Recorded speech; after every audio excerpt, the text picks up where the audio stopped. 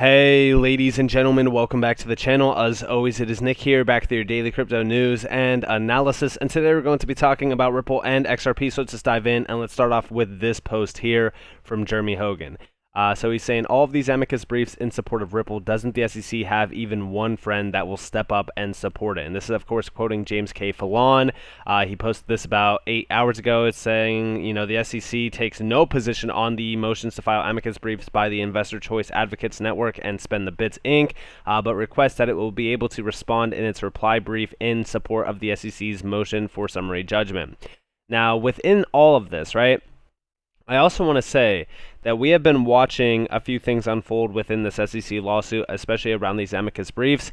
For an example, we recently seen TapJets and iRemit come in of support for Ripple, and then recently Spend the Bits as well. When we really kind of look at this, to me personally, a lot of this is adding up, and the support of like the 75,000 plus XRP investors that I really do think that their voice will be heard in this entire lawsuit. But also, I want you to also understand that the SEC is extremely frustrated with how this case has been going in terms of support for Ripple.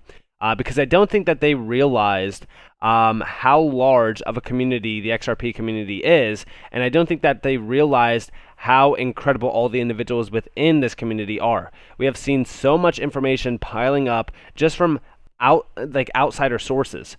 I mean, Jeremy Hogan, one, Johnny Deaton as well, and a ton of other large names within this community have been coming together to do a ton of research. They have been putting a spotlight on the corruption, the issues arising from the SEC, their ethics being questioned. I mean, this is incredible to see, and we also do see it getting to the SEC. In fact, down here we have a response saying, from Place Pro 3 saying, don't you think that it's strange that they don't complain about it this time? We do see from Jeremy Hogan, they realize it's pointless to object with Judge Torres, and they might be saving the objection for John's motion. For some reason, actual retail XRP holders irritate them. And I think that we irritate them because we were supposed to be the ones that they were protecting. And I think that they know and they are aware that we know that they are not protecting us. They are not trying to protect us at all. They are trying to protect the big money that is getting completely crushed by this new technology. And again, I've shared this on multiple occasions on this channel that at the end of the day, we need to stop these monopoly players jumping into this space. And in fact, we're going to be talking about that in this video as well. There's a huge warning about a specific named individual, which we've talked about in the past, that is becoming a monopoly player, and he's building a crypto empire. But also, I want to talk to you guys a little bit about a possible settlement or the news that will lead to a possible settlement that could be rushed. The reason why I say this and the reason why I really kind of talk about this is because we have been discussing this settlement for a while. A lot of people want to put a time frame on it. Again, I don't think that there's going to be a clear time frame. I don't think anybody's really going to predict this one perfectly, and I don't even think anyone should be trying to predict this, but we do see over here from Roll XRP. This goes all the way back to July, by the way, of this year, and the reason why I'm bringing this back up is you're going to see why. I believe that we are going to have a market event within the next 4 weeks. This is from Jimmy Valley from Vahil Capital. This is an interview that was posted over on YouTube, but listen closely to this. It's about a minute and 20 seconds long. Again, this is just an opinion of a sovereign individual, not a legal opinion. When do you think that that case will come to a close? Feel intuitively, and maybe free on the open market again. Again, not a legal opinion.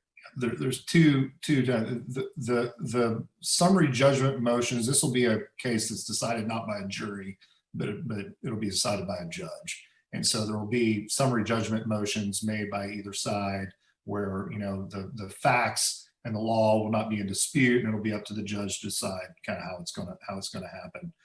That's all supposed to come together in November. I believe that we're going to have a market event.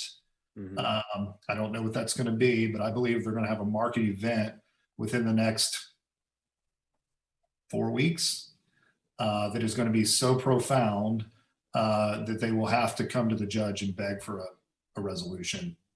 Even SEC, the federal government will basically have to get together and say we've got to come together on this and get the clarity now, because this event will be so significant. you'll have to have the use of the asset. Now, we don't know what this event is. In fact, we don't even know if Jimmy Valley knew what he was talking about here, because a lot of the stuff that does come out from Vahill Capital is full-on speculation. The price predictions, the $37,000 plus XRP, all that kind of nonsense.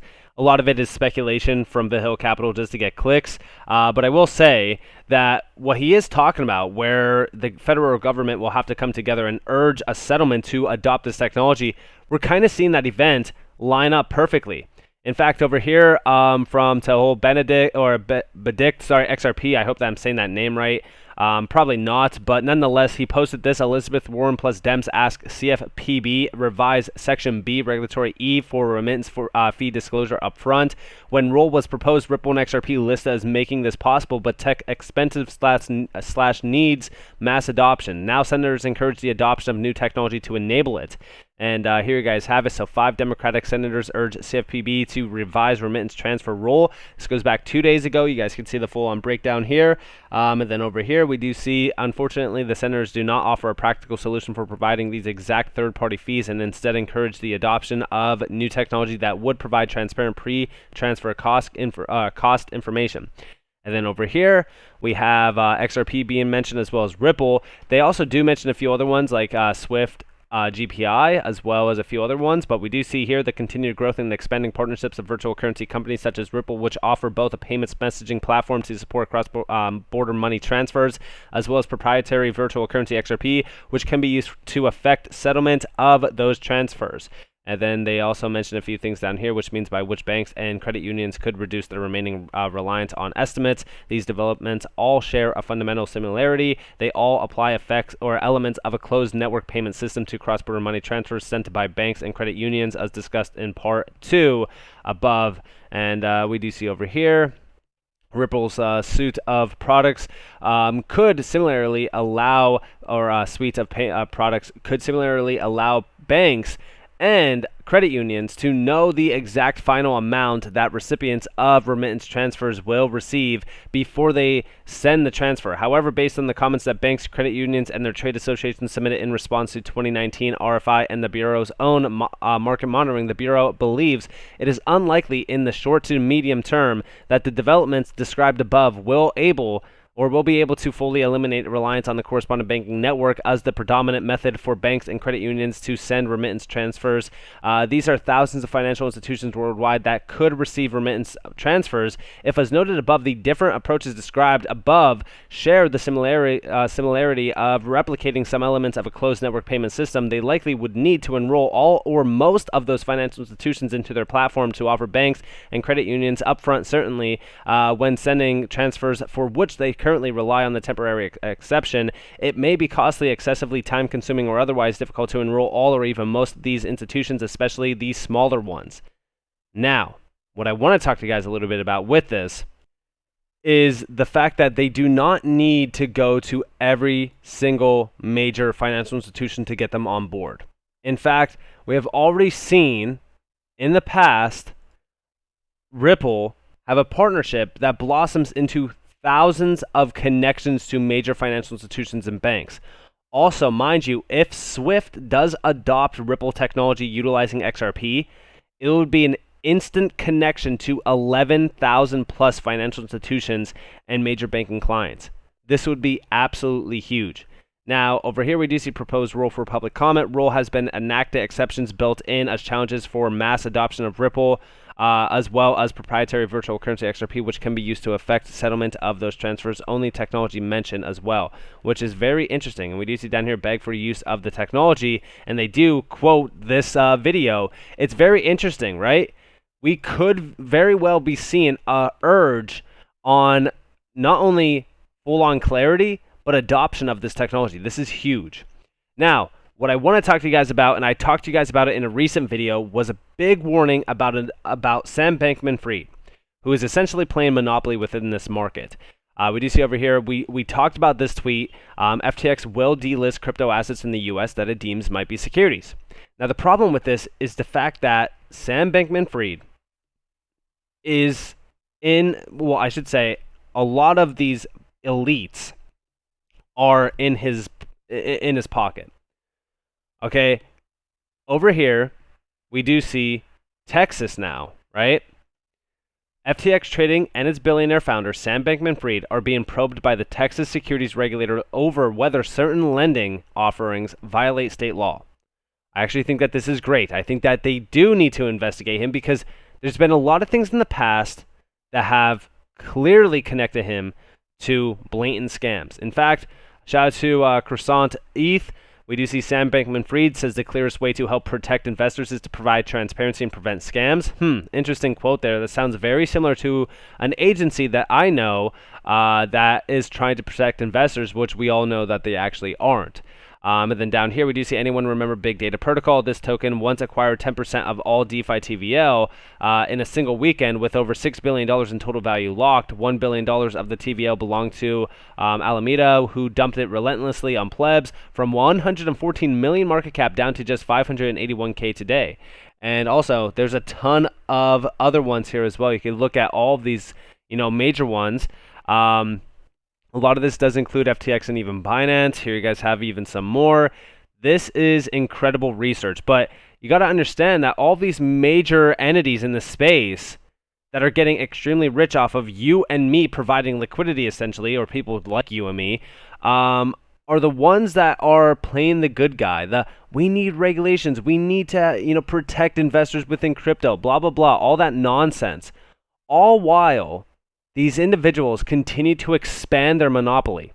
Here you guys have FTX founder Sam Bankman-Fried points to Coinbase as potential acquisition target for his company. When we actually look at his expansions within the crypto market, he's building a crypto empire.